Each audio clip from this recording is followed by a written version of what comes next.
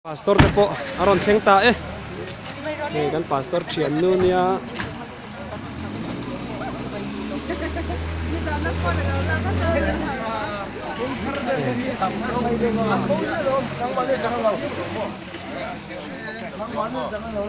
kan pastor lau chi bai nak maya ei ta khianin an om phut don ani quarter kan chei that du deuh zok awangin ta hian an om zok don ni kar thum vel chu le pastor thian nu nia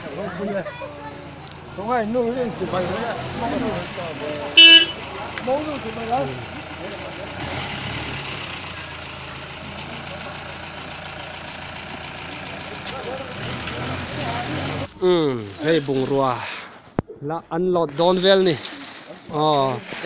kha bike tu khal tur nge ma theng king khal chong o lo pang bike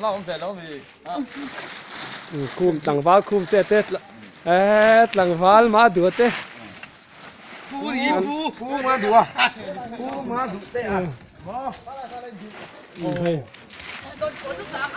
don fo po hei anon lấy về á kan ai turan yang chu mo mà ni tum tok te te ran lấy một tí a bing kar ma ya lấy po hi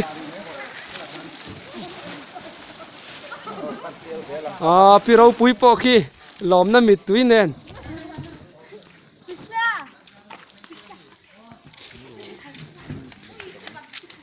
sap ani mai hei upa hua papon lo nga ka